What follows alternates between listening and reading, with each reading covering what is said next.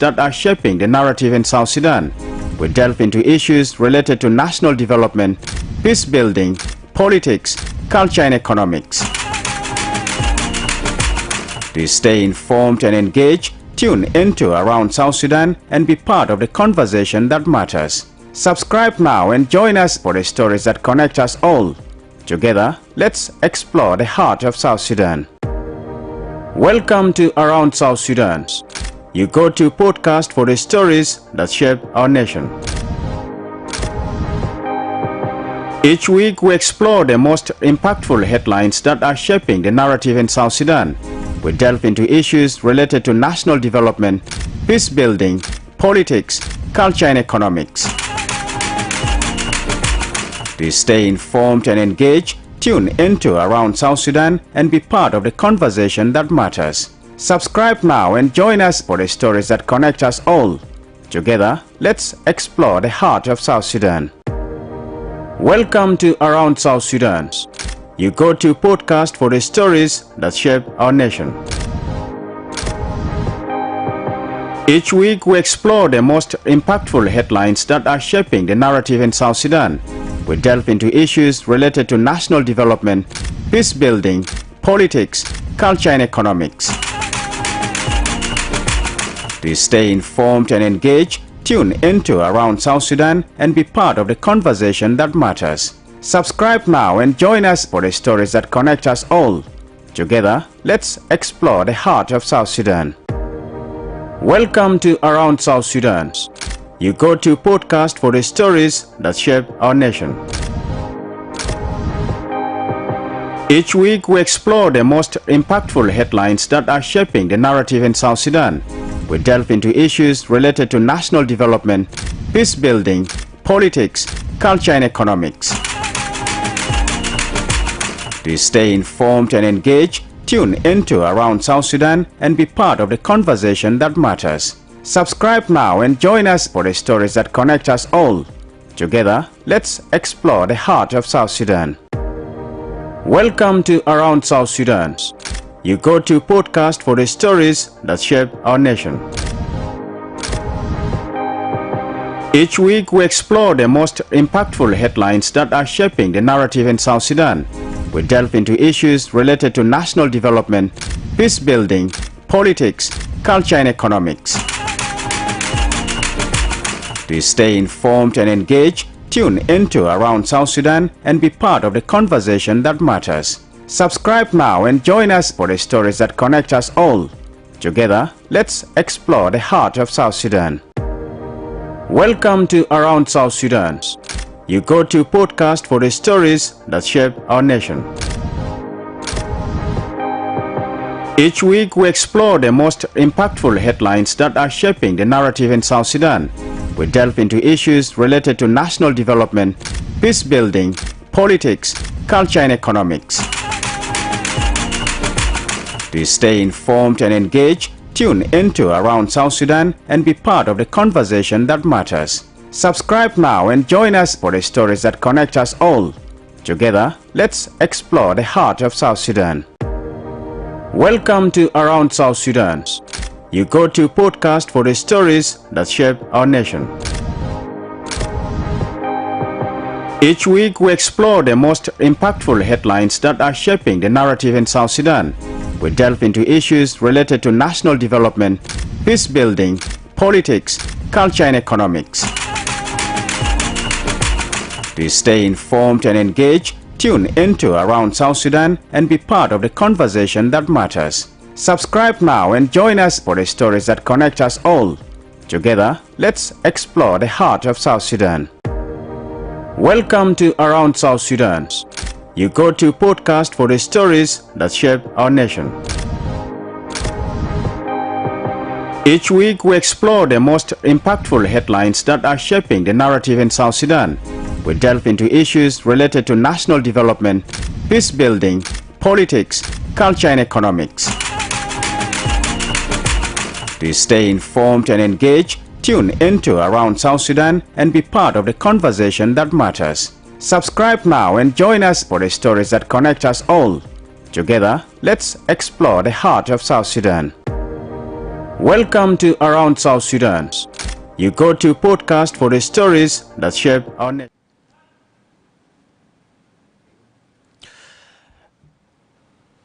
Hello, welcome to Around South Sudan podcast. My name is Lasuba Memo, and in today's episode, which actually coincides with the genesis of South Sudan's path to independence, that is the SPLA Day, May 16. On this day, we honor the sacrifices, the courage, and the determination of the men and women who fought for the freedom and independence of our country. And this was achieved in 2011 on 9th July. Now the SPLA, a military wing of SPLM, founded in 1983, took arms to fight against the Khartoum discrimination and marginalization of the South, now South Sudan.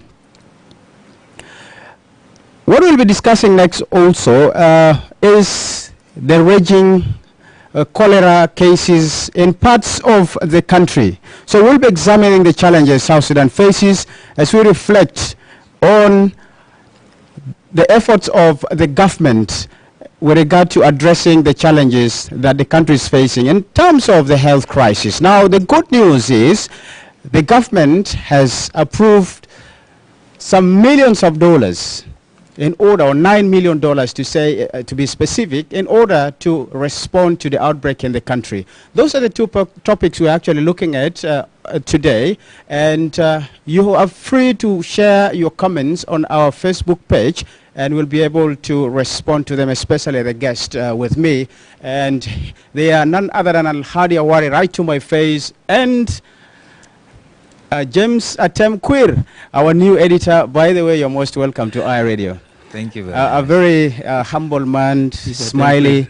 Yeah, so you will get a lot of insight. He's been in the media industry for quite some time, but only that he took a break and became headmaster of a school, and at the same time teaching. And he said, no, let me come back to the media industry. His passion then has been in the media. So the teaching, his skills, I think there is a lot we can learn from him. And Al-Hadi Awari, the senior journalist at iRadio, it's always my pleasure having you, dedicating your time to be on this show. Thank you, Lasobo. Let's start with the first thing first. Now, our generation, your generation and I, have actually experienced what we call the SPLM liberation struggle. Some of us were young, and I suppose you too, when Southerners took arms against the Khartoum region regime, first under Jafar Nimeri, and later on against the ousted Omar al-Bashir.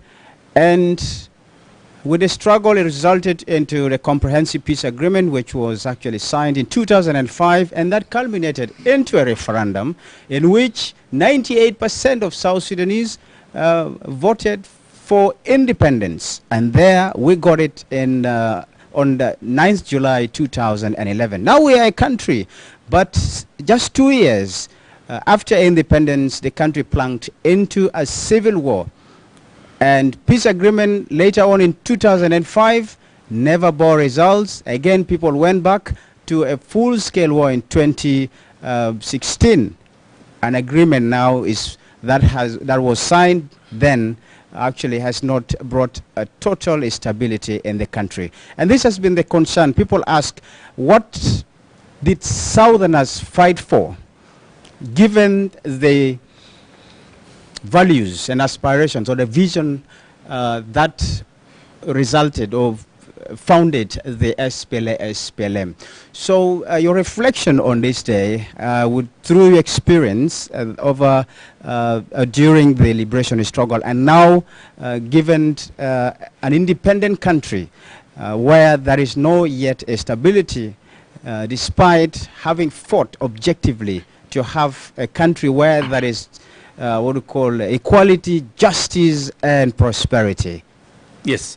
You know, so when you talk about SPLA or talk about 16 May 1983, that means you talk about unity, peace, harmony, struggle, educating people about the, the bright future. I'm talking about South Sudanese.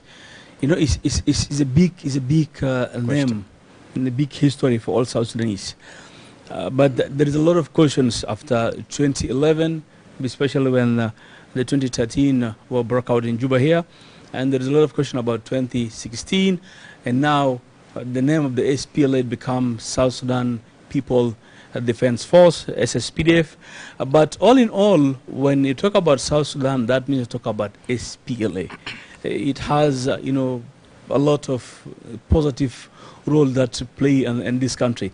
If you talk about SPLA, SPLA was a central, liberation that talking about South Sudan, and it moved South Sudan from 1983 to where we came to 2005 during the CPA time. We talk about comprehensive peace agreement, and also we have a number of good liberators when from Carbino Kwanyin, Dr. John Garang, the current president Salva Kiir, James Waniga, when we talk about Martin Manuel, William Nyon Bany, a number of historical leaders.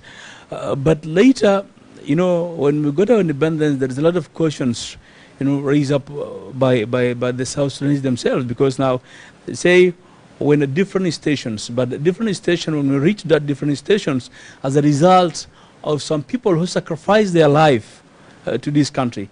I can remember when I was very young, and when war brought out, erupted there between the South and later become a refugee in the Congo. People are moving, people are, evacuating the town, and it's still saying SPLA.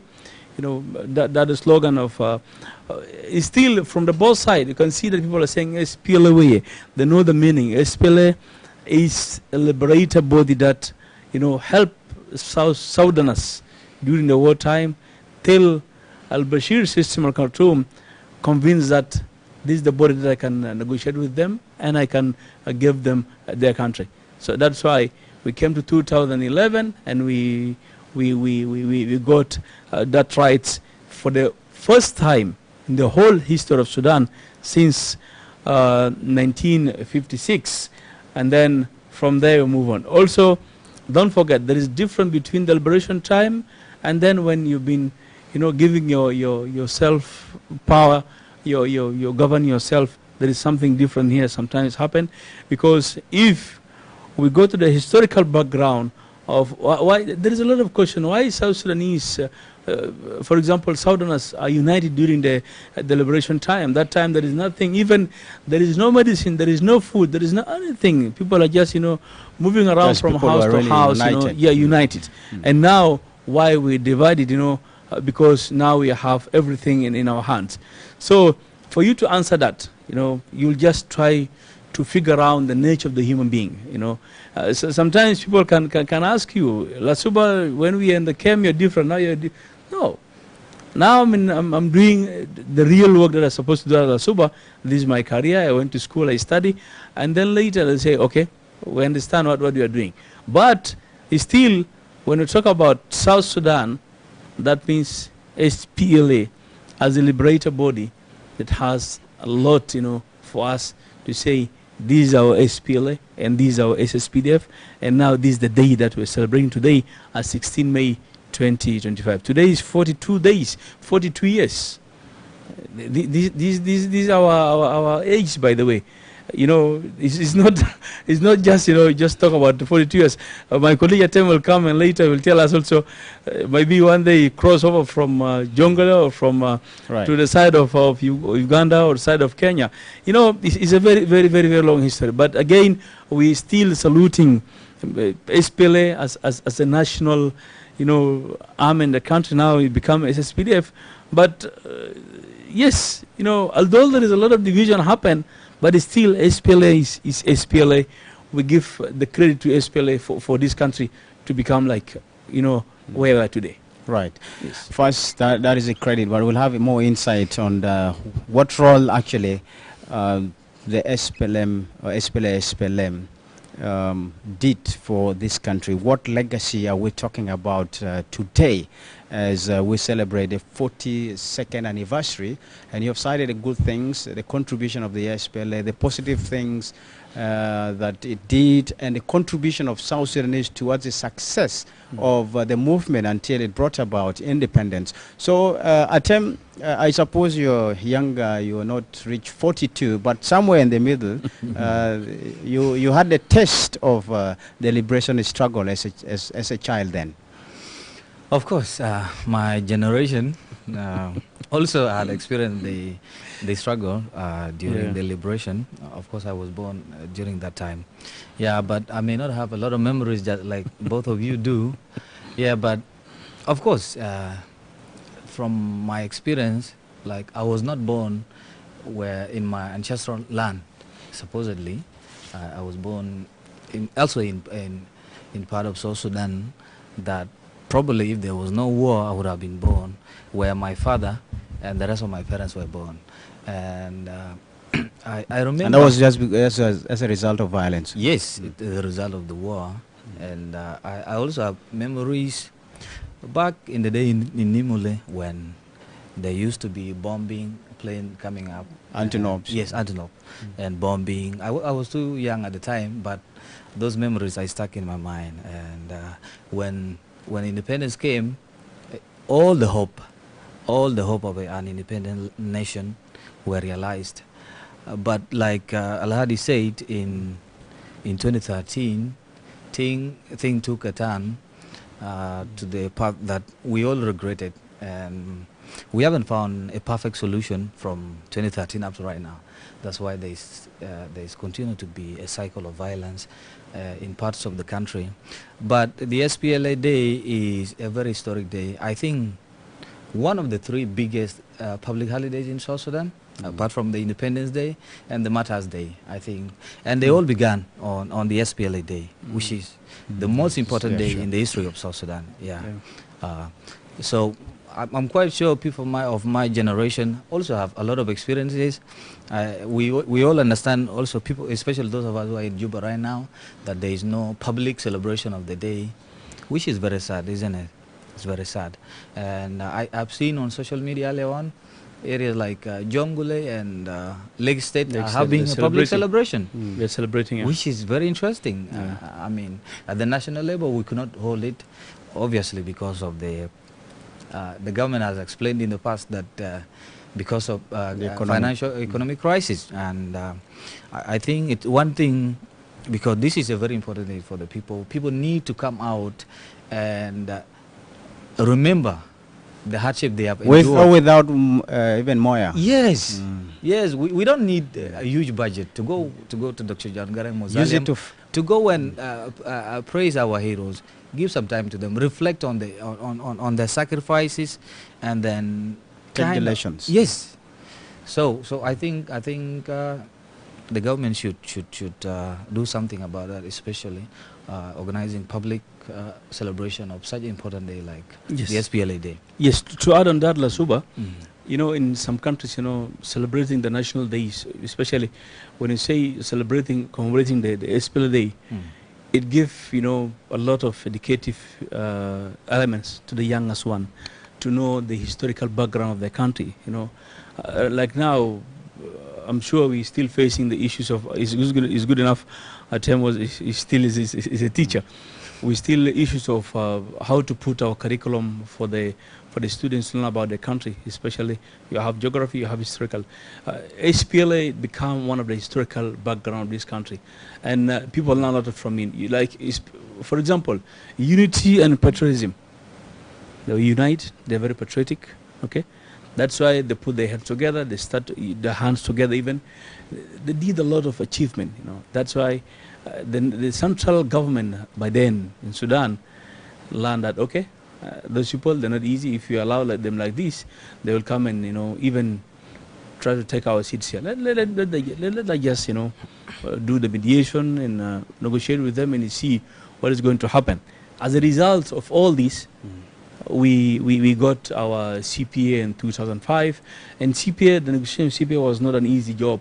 All the credit goes to the team led by late hero Dr. John Garang Mausoleum, And then if you look at, all those provisions and the different, these Machakos and the ceasefire and whatever, it was a very long history, by the way. It's not an easy job by then. Again, as a result of CPA, we got our independence 2011, and all this, series of historical background. The credit goes to SPLA and SPLM. The both wings, military and political, they together, they played the same role. This one on the ground fighting, and this one is doing this diplomatic work all over the world, with especially with the Western countries. And then, they did a lot. And still, I know some people, those who are watching us, they have their own negative comments there about, when they say SPLA and SPLA. No, no, but let us just pick it from where it started, 15 May 1983, and 2005, and then from there when we get our independence. So the others also. But look, it's the question of history and the values that were ingrained in that history that actually motivated the movement or the formation of SPLA is like, to many people, the opposite of what people had anticipated. Look, I have seen in recent years, as a result of the renewed violence in the country, 2013, 2016, people have been making reference to the heroes, those heroes who are no longer with us as South Sudanese, Dr. John Garang, Kerebino Kwanyin, and they always go and watch those videos, those moments when they were in the bush, and the ideals they had for the country. And now you have a country that seems to have not realized those ideals. Country is still struggling, and a country that people, citizens, do not expect to take that direction. So it's a mixture of feelings, don't you think so, among South Sudanese, that it did well. The SPLA brought about our independence, but this is not what we expect today. Seeing violence, the same violence that displaces people, kills civilians, is what we are seeing today in our own country, an independent state. What do you say, Atem? Yeah, I would agree with what you said. There is a significant chunk of the population that believe that the fruits of the independence have not been realized. Can raise your voice, speak high. Yes. Especially after independence. So what the hopes that people had, the dreams of the nation that people had at the time when during the war, and now after the war and then to independence. And after independence, we went into another war. There you can see there is a difference. We were more united. South Sudanese were more united. We had a common goal, that is striving for independence. We supported the movement, the SPLM.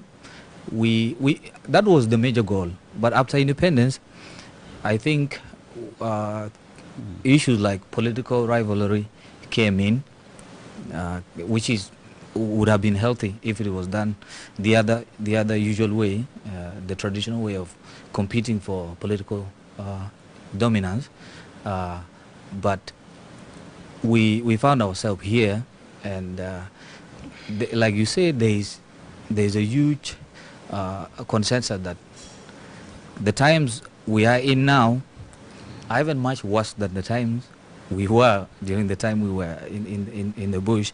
But I also hold the view that we are better off right now. Although we have challenges to do with insecurity, political instability, we can still get a solution to this current problem, and then from there we can take on, because the major issue was the independence.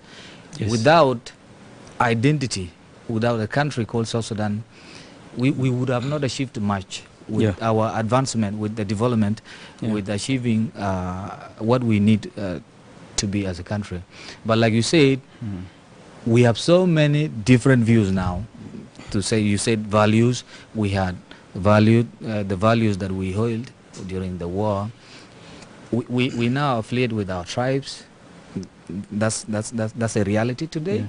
We are filled with political parties, rival political parties that are not Tribal. only yes, tribal also, that are not only competing but fighting over positions and dominance. And Is so it a forth. fight of tribal dominance, or what is it? Yes, I think there is an element of that in the problems we have today. I think we This want to come one, in. this one I can name it as lessons, reflecting on lessons that we learn during all this time. Don't forget Lasuba during the liberation time. Also there was a force, if you call it a political or military force. The South Sudanese also competing with SPLA. While SPLA is struggling to get South Sudan, we gain our flag, we gain our country. Now we're owning this country as South Sudanese.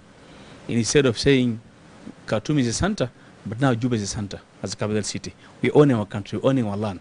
The territory of this country is very clear. We're sharing number of borders. We cut off number of borders with the mother country of Sudan. Now we have Central Africa, we have Uganda, we have Kenya, DR Congo, Ethiopia, Sudan itself. Now the difference is SPLA itself, it passed through a lot of issues. Not internally, but both. Internally and externally. During the wartime, there is a group that they're in London, they're in different areas, They're trying also to do something against the SPLA, together with the system in Khartoum. And that also weakening the movement till 2005.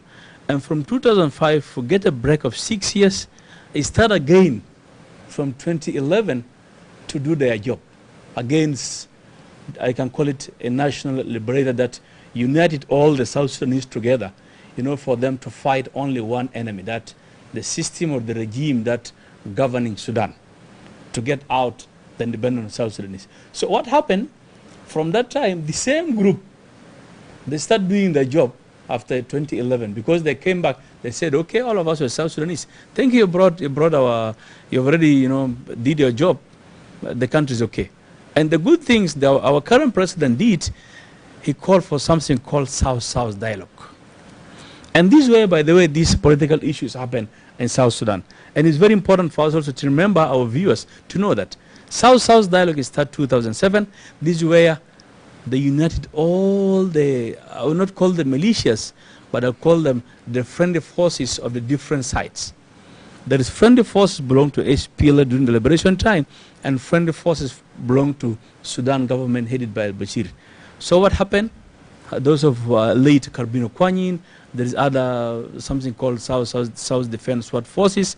They came together, they joined the SPLA. They become part of the SPLA. But some of them refused to be. Some of them, they're just in the middle there to do whatever they're doing, just, just not for SPLA to move on. Because they were not certain of referendum results? Yes. Yes. So, from 2011, SPLA continue. But later, as you know, something happened that also will become more united. When he reached, war erupted in 2012, we become more united. Most of the people, they went in front line. They fought there until, also again, the mediation came and then they resolved the issue.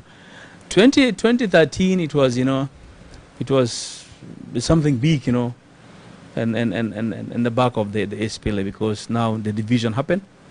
And later also, the mediators say, this is where they came with the SPLA-IO.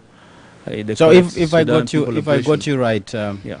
As you said that the movement went through a lot of challenges, yes. But because of the leadership of Dr. John Garang, he managed to bring all these groups together, and this reinforced the movement, and it gave it a stronger voice at the negotiation table in Nairobi, Kenya. Yeah. Because if it wasn't, Bashir would still have what we call a leverage to continue with the war.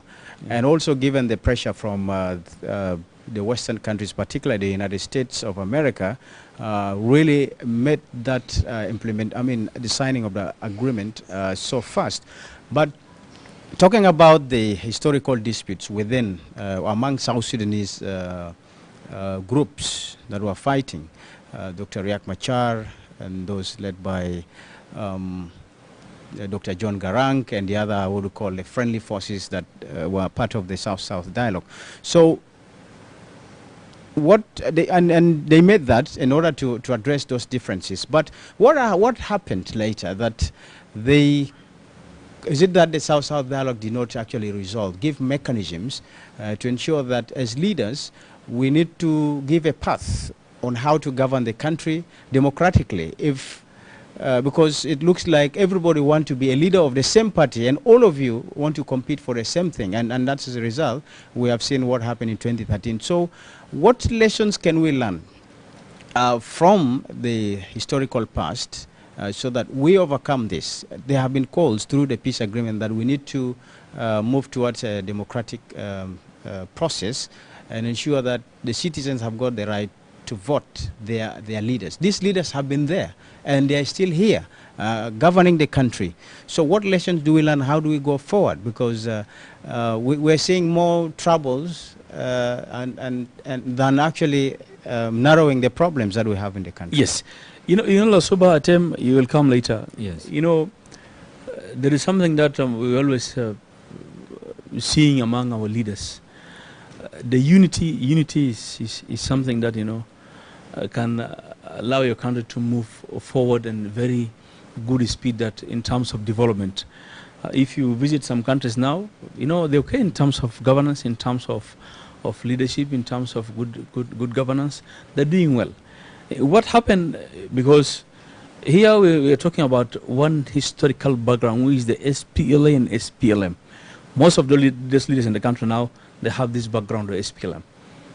Only you can talk about the group of those who have been in London and UK, because they have the alliance there also. They're together. They've been, because this is one of the places that, you know, is rare for Dr. John Garang to visit. I remember, and when the group of Riek signed Khartoum Peace Agreement in 1998, and the group of also, we know when the separation happened, the defection happened in 1991. Later, when John Garang signed a number of, you know, protocols with the government of Khartoum, including Machakos and the other one, so he decided to bring those guys to return back, for them to be as one strong group as Southern Sudanese by then. So what happened when they signed the CPA? The historical background, the historical leaders of the SPLA, they become as one group. They signed it as SPLA, SPLM, if you look at the CPA agreement. So from there, this very unfortunate incident happened in 2005. And later, it's good enough with the wise leadership of Salva Kiir Mayardit, he formed a government with all those, even those who have been out of the, but they already reunite with SPLA. Lama Kol was the Minister of Foreign Affairs of Sudan, I remember, and Dr. Riek Machar was the Minister of Housing, and the Vice President here is holding two positions by then. It was a good move. Everything is moving smoothly when you have the regional government. You know, in Khartoum, there is an office there. How, you know, to get the share of South Sudan from the oil selling. A lot of things, the establishment of the different governments, you know, the constitutions work, you know, there is a lot of work going on. President Kiir was busy with, you know, so with Sudan. SPLM was proactive to set up a government system. Very active. I remember the office were there in Juba here in Tomping. They're doing, I remember I was a very young journalist, you know, we can come from Khartoum to Juba for more than 3 times per month with number of, there is people who are still here with SPLM. So by then it was, everything was okay. Pagana Mumas was the SG, and, you know, we can go to Nuba Mountain, we can go to, you know, just doing the mobilization of the SPLM, go to Blue Nile. Here, and even here we did, I remember I attended convention in Juba here 2008. 2007, for the second Liberation Council meeting was in Yei. You know, this after, I remember, there is no network of telecommunication that we're using Turea. So by then everything was okay. Polino Matip, as from South Sudan Defense Force, he became member of the SPLM. They met together discussing a lot of things. Later, you know, also power in Africa, power much together with greediness. When you see, the other friend is succeeding well in terms of what he's doing in his political career, also you have to do something. So the meeting of 2013, these were, a lot of things start, which is not good to the people of South Sudan. Because the only hope our people have is, to see their country succeeding well like the other countries. Because our background is very clear. In Arabic, al-abutu mutu is the only zol be survive kweish fi hayato. When you become orphan, God will help you. So if you look at South Sudan, like, South Sudan is orphan, God will also look after the people, because now we are crying for development. Now people are talking about salaries. He said, this is all right. But all these things happen under the leadership or the governance of the liberator body, which is the SPLA. So that's why I'm saying people have their own mixed reaction toward the SPLA and SPLM. But it's still, yes, I'm sure there's a lot of things, good thing can happen. Atem, let's wind this discussion as we move to the next topic. The president, in his address yesterday, called on the citizens to uphold the values of SPLA, SPLM, and work towards a peaceful, stable, country. And we are still facing a lot of challenges in terms of security, and which raises a lot of question whether the country will not plunge back into war. So how do we realize this, and just how realistic is this statement, and what lessons can we learn from the past so that we address the challenges that have actually derailed this country for the past decade or so? Thank you once again. The president's message on the need to embrace peace and live in coexistence among ourselves is very clear and a welcome message. This is what the people would like to hear. However, the challenge is there is currently insecurity. In fact, there is a section of the public that believe the country is actually at war as we speak, because of the disagreement that is started in after the Nasir conflict. Yes, after the Nasir conflict. We have heard of the bombings in Fangag and other parts of the country. So everyone would want to live at peace with each other, live in peace with the neighbors. But the challenge of insecurity, there is war. People will not be peaceful, people will not settle, people will not produce food if there is insecurity, because the village is going to be attacked, there is going to be bombing, there is going to be displacement. That will not allow people to settle and then start producing and start enjoying the fruits of being at peace. But I think to the element fighting, whether fighting against another rebel movement or fighting the government, I think President Kiir's message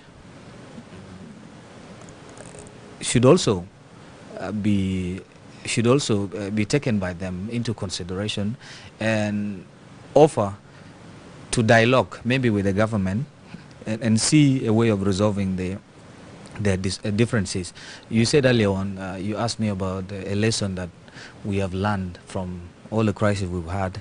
If there is any lesson that we have learned as South Sudanese, is that no amount of fighting or any war will give us the goal we want. Even with the independence, isn't it? We did not achieve it at the end of the day through fighting. We fought from 1955, I think that's when the fighting started. Yes. The Anyanya rebellion started then in Torid. And up to 2005, only for us to vote in 2011 for an independence. Can you imagine? If the Khartoum it took a shorter time to resolve through dialogue than actually fighting. We could have done it through fighting. Yeah. Can you imagine if the government of Sudan had listened to us much earlier? Let's say before 1956, even before independence, said, you guys want to be in a federal system, you want to be given autonomy, take it. I mean, an autonomous region of the Sudan. Probably would have not opted for independence, isn't it? Yeah. And then there is adequate representation at the national level. So the biggest lesson that I know many of us and many of our neighbors would tell us that is that you cannot achieve your goal, whether peace, whether be it development, because these are the things we need right now. We cannot achieve them through war. Right. War is going to take us back. So I think that will be the biggest lesson, whether we are rebels, whether we support whatever movement that is currently not happy with the government, or whether we support the government that is not happy with some movements. War is not the solution.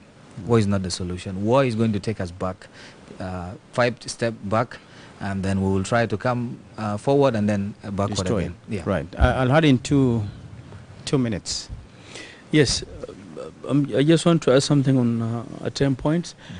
You see, if you look at South Sudan in the region, or South Sudan in the eyes of the Western countries, that we've been, like a baby there in the house, the family house, that been this darling, people love him or her so much. That's why whenever there's anything happen here, the leaders of the region, they will run, they say, please just hold on. Can you imagine if you have late Pope from Italy or from Rome to South Sudan to come here and talk to leaders? And the same thing with the regional leaders and then the other leaders of Tribeca. And it's unfortunate that he died before and then he saw yes, us going into a meaningful peace. It's really very hard, yeah. So the only way for us to move on to dialogue, get peace, and do development for the people of South Sudan. What kind of development people of South Sudan needs? Let me tell you. Just open for us this road from Juba to Yei, from Juba to Bor, from Bor Good security. to Akobo, without just security. Just only security. Provide security. The local people will do their businesses. They will even enrich the government. Right? They will never come to the government and say, ask about the salaries. They'll do their business with their crops, with the farming that they're doing, and then they will move on with their life. That is it. The wish of, even the wish of our people is just something small. Yes, now, thank you. Thank you, Al-Hadi. Yes. I think we won't exhaust this. South Sudanese have talked and talked and talked about this, but it is incumbent upon the leaders to think and put the interest of the South Sudanese first. And as you said, you can only do that through dialogue, nothing else. And as you said, if they do this, open roads, give sufficient security, and the basic need that South Sudanese need to be able to do things on their own and independent. And I really do appreciate your insight on this topic. Let's move to the next one in just 10 or 12 minutes to discuss this move by the government, especially the service cluster approving $9 million US in a cholera response plan. What we know now, cholera is actually taking toll on many parts of the country, especially communities in the remote areas where access to health services are really limited. And we have seen a photo on social media of an ailing person being actually carried on a wheelbarrow, and that's in Capoeira North. So it looks devastating, and at the same time worrying. Just imagine, this is the longest period the country has actually encountered in terms of cholera outbreak from last year to date, and this has not been actually reducing, but rather keep actually going to areas that have not experienced this before. So with this move that the government has taken, as we understand, they have secured some part of the funding, and which is from the international partners, but the others have to come from the government. So Atem, what is your take, and just what do you think about these efforts being made, and would you say more people are dying even of disease than the current conflict we see? I don't know which one is right, but like you said, like you noted, the cholera outbreak has been raging from September last year, if I'm not mistaken, up to now. I think yesterday I read you ran a story from Capoeira North. You said earlier on where that viral photo came from, of around 9 people having died in a matter of 2 weeks due to cholera. And as we looked at the data earlier on with Al Hadi, we learned that more than 50,000 people have been affected so far, and I think more than 1,000 people have died. 1,170. This is, remember, this is the only data that is captured. Can you imagine, like you said, there are very remote areas, very remote, far away from, let's say, the authorities, and there is a cholera there, cholera outbreak.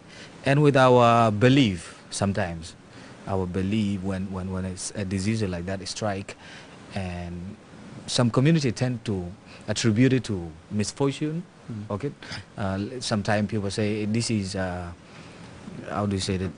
This is a curse, or somebody has bewitched this family and so forth, isn't it? We go to a traditional doctor to go and seek medication. That is a very dangerous thing. From when I read the story of from Capoeira, the commissioner said there is a need for awareness. The community need to be sensitized about what cholera is, how you can protect yourself, how you can handle somebody who is sick with cholera. But the good thing is, like you said, the good news is the government has now come up with the response and has proposed that $9 million money to be used to respond to cholera. Although I would say it has come a little bit too late. It has come a little bit too late. Also, after now, we still do not have a Minister of Health. So, this is the reason. I think to some extent, and like you've heard from according to our radio story in February, when the Doctors Union appealed to the President to appoint a new health minister, because they said the current outbreak would run out of control if there is no somebody central to direct the effort to counter the disease. So I think the government has now stepped up at the right time, although the next thing is now is to appoint a Minister of Health, and then so the Minister of Health will lead the effort to combating cholera. I'm quite sure there are other diseases that are also that are currently being battled. Sometimes measles is also another issue that almost every year it breaks out in some parts of the country, although it's not as deadly as cholera.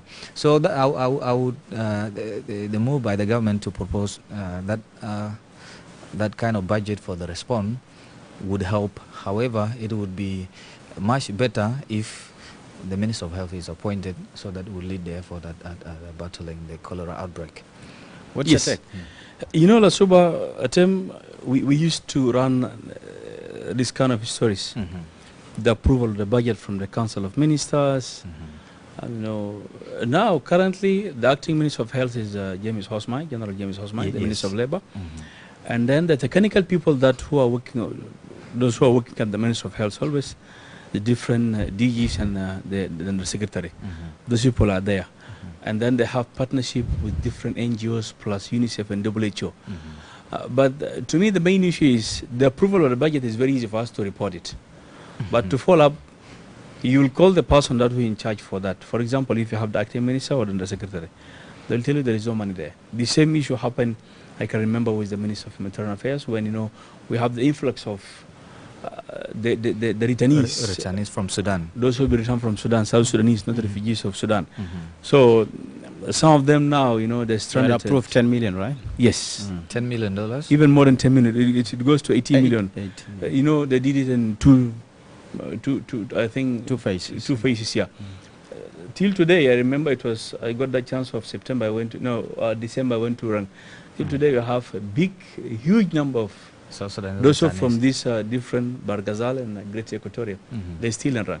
Stranded there. It's stranded there. The main issue is the money there.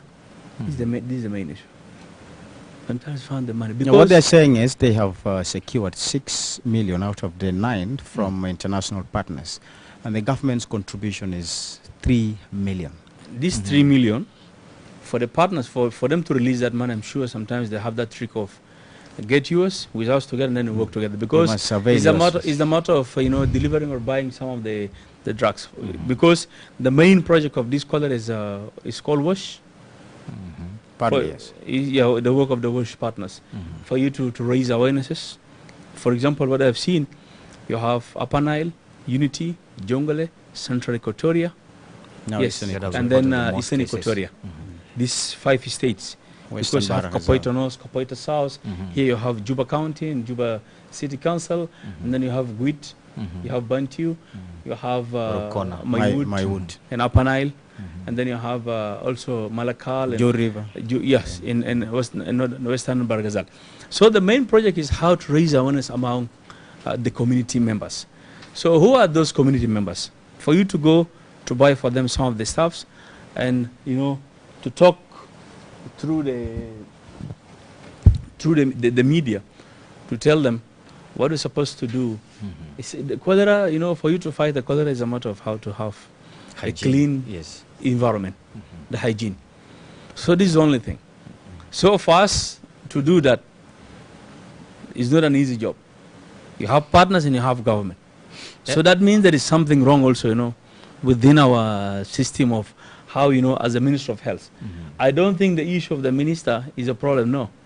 It's not the issue of the minister is a problem, because some of the ministers now, there is some people are not there. But the technocrat, the technical people are doing their job. But sometimes you see that there is nothing going on there. Why? Because because I'm sure the Minister of Health was, a position of the SPLM-IO, Yolanda Well. She was removed, and then now, according to what is happening, I'm sure the Council of Ministers agree that James Hosmai should, should act there in her place. In her place, and then things will move on. You wanted to say something? Yeah. I wanted to say, because when he was saying the issue of the minister is not a problem, then it came to my mind that also there is a cholera vaccine and vaccination ongoing in the country. I think with the vaccine, it would be much easier to contain the virus if, let's say, from that money, we decide that we vaccinate, let's say, the currently affected areas. They are about 49 counties, if I'm not mistaken, 49 out of 79 and 80 if we include ABA. So if we roll out like a nationwide vaccination campaign and awareness campaign, like he said, I think we would be much better at stopping the spread of cholera. But so are you suggesting we just take this, hold some money and buy vaccine? I think no. The first thing, it needs master plan. You have to put a master plan first, which I believe the government and the partners might have put in place. But the bad part is, this is coming in 2025 in May, isn't it? This outbreak was first reported in September 2024. During the dry season. During the dry season. Now look at this period. It's going to be worse now because of the rainy season. The rainy season, because there is going to be problem of logistics, because most parts of the country are not connected because there are no roads. So it's going to put a strain on the effort, and we may see a huge number of cases being reported in the coming days, probably more people dying. So I still believe that there is a need for a minister to be there, to link between the government and the partners, lead the effort, and direct. I mean, when the minister says we are doing this, I think the partners to lead, you just don't lead without having the resources. Yes. And I think this has been one of the calls of the international community. Take a lead. Exactly. Yes, take a lead and we'll follow. So for you to take a lead, that means also not just to take a lead as a leader. Take a lead in terms of finding the resource and tell the partner, this is what I have. But if the partner already told you that I will give you 6, and you bring the 3, and if 3 is not there, don't blame the partners again. You see, this is the issue that we're facing. Talking of the resources, I think both of you also understand that our annual budgetary allocation to health is below Yeah, 2%. 2%. Yeah. Can you expand on that, Memo? I'm here, the interviewer. But yes, Yes. even if so, it's all about the system of the country. That's my view, because you can go outside the budget by basically discussing it, making it legal. That this is actually beyond. It's an emergency. And in other countries, they have what is called emergency funds. Yes. I don't know whether our country has that. I think we do have. Yeah, so if the emergency funds, This one, they have it. yes, if the emergency funds, then it is easier to go outside what is called a 2% allocation to the Ministry of Health. So that emergency fund is actually a cover-up for whatever may be. So also, if there has been allocation for emergency funds, where is that money? Okay, if there are no emergencies, this money kept safe, because you can keep pushing this money for as long as there are no emergencies, and keep it there and don't factor into that. So, but I think it has to do with how a country really needs to organize itself, and see that the welfare of a government sees the welfare of its citizens as a priority, then we will not be able to think ahead of time, and that's my view. And isn't it that, Hadi? You're sleeping. No, you're right. I'm not sleeping. I'm listening to you.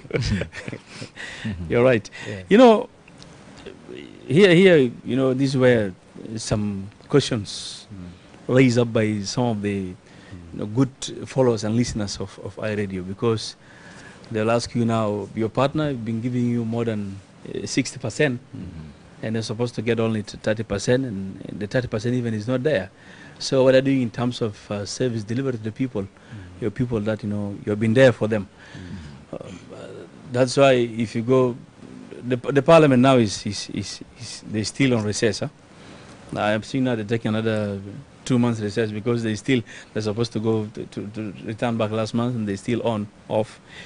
So the service delivery is one of the issues, by the way, facing our people in this country through their government, because when you say service delivery, including this emergency situation, and cholera, some people in different countries of Africa, they've already, this cholera, a long time ago is not there. It's the matter of how just to clean the environment and how to look after your people and get them this vaccine. I think the vaccine is oral.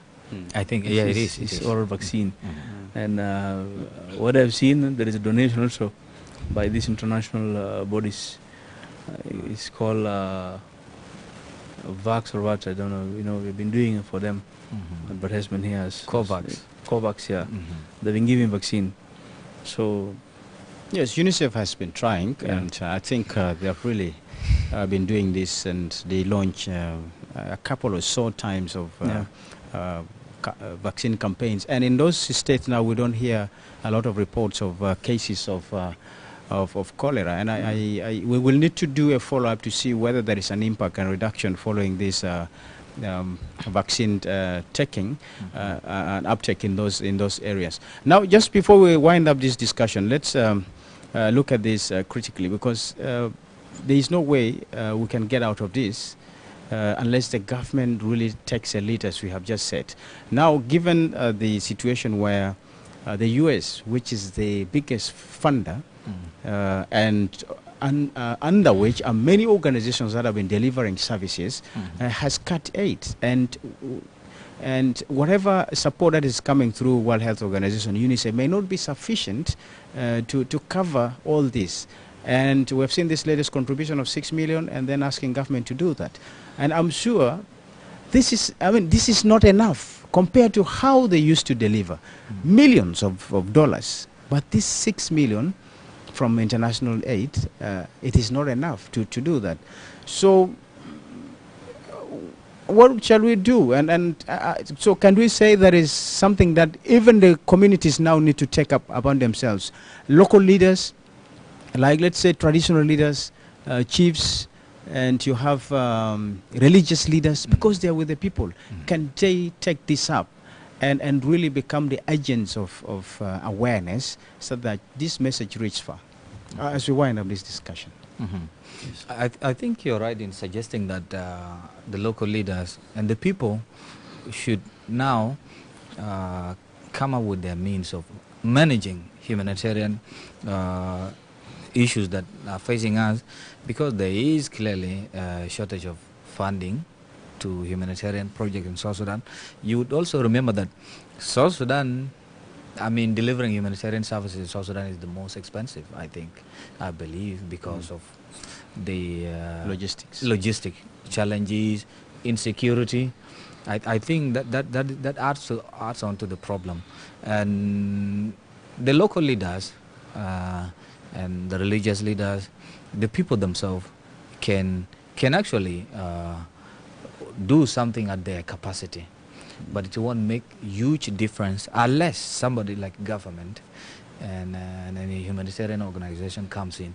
Also, the issue of insecurity is another problem, but generally the issue of funding cut has become a huge challenge. Like almost entirely health services in South Sudan are provided by international NGOs and the local NGOs, and they receive their funding from the major donors like the USA, which has withdrawn funding from all these international donations. And so that has created a huge gap in it. And of course people are going to suffer. There is going to be problems here and there. I think it's a wake-up call to the government of South Sudan. Of course we do not have enough resources. The government doesn't have enough resources, but it's a matter of a priority. Of course, currently there is war, isn't it? I'm quite sure it is equally expensive to carry on a war, isn't it? Quite a lot. The huge plane you see, the bombing, those equipment are very expensive. If the government can loan money to, or have an agreement with a country like Uganda to come and help in stabilizing the security, why can they have an agreement with a neighboring country to help us stabilize our humanitarian issues? Not military. Health system. And health system, can that be done too? I think again the government should take the lead. Right. Al-Hadi, you have got 1 minute as you wind up. To me, there is some factors that the government have to look at them. When they say that USAID have cut off the funding, I remember some 2 days back you heard what happened in Zambia, the issue of drugs being stolen. Yes. So we have the same scenario in the same case in South Sudan, by the way. And the question is, till when we'll just wait for this free funding, even in health? I don't believe that we don't have enough resources. It's a matter of how to plan for it. What you have is enough, by the way, as a country, because we are, according to what we know, we are less than 15 million people. Okay. There is some country in this region here, if you go to Horn of Africa, Ethiopians, they're more than 100 million. Yes. They don't have resources, by the way. The only thing you heard about from Ethiopia, they have coffee. Everybody can get health insurance from the government. Yes. If you just pull out 15 million. Yes. So everybody has... So if you look at the situation here, it's a matter of how to do your assessment and just plan for it and in a good way. And then I'm sure you will cover all the issue of the service delivery.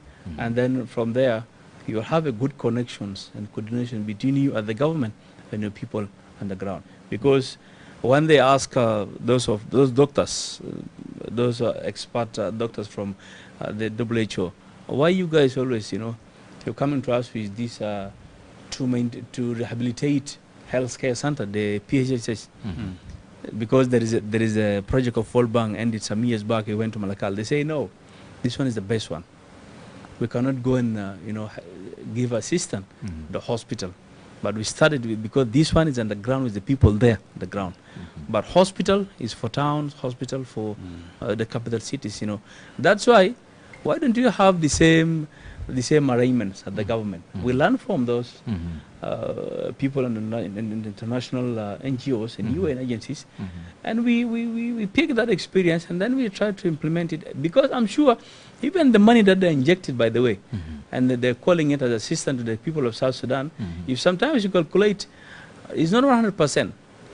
It can be like 40%, 50%, because the other 50% is the Kuala police, like they have hazard, they have whatever. They look at it like a hot places. You know, we're on the war, like according to them. So they put in that small money, and then they're doing a lot of headlines all over the world. We have we did in South Sudan, and South Sudan is relying on us in terms of giving the drugs and food assistance, whatever. No. We should always think about it. The only thing you should have as a national government of South Sudan, you have a conference. You bring all the South Sudanese who are working with different international NGOs and then the UN agencies. Ask them, what are you doing in these countries? In Liberia, Malawi, you have people there, Botswana, in Ethiopia, for example, Sudan, Chad. Bring them, put them, ask them. They will tell you the truth. And then you can do it as a government. And then you close that door of international assistance. Yes. Awari, it's time up. Thank if I you. give you more time, we will talk endlessly. But thank you so much. That's incredible insight. And Atem, there's James Atem Queer, our news editor, who is just employed recently. It's really good to have you aboard. And we look forward to always have you on this conversation. That has been a great insight from you. And dear viewer, we do appreciate you following this podcast live every Friday, and we thank you so much for following this. And what we can say for today is just to wish you a happy 16 May, also known as Espele Day. Let's look forward to discussing other edition of the program. And please, if you have anything to comment, any feedback about how we can improve on this show, you are free to do that on our platform, the same page that we are just winding up. And don't forget also Awan Moses, who has been streaming this live alongside Darlington Moses. And I would love to say thank you so much. Thank you. Thank you. Each week we explore the most impactful headlines that are shaping the narrative in South Sudan. We delve into issues related to national development, peace building, politics, culture and economics. To stay informed and engaged, tune into Around South Sudan and be part of the conversation that matters. Subscribe now and join us for the stories that connect us all. Together, let's explore the heart of South Sudan. Welcome to Around South Sudan. You go to podcast for the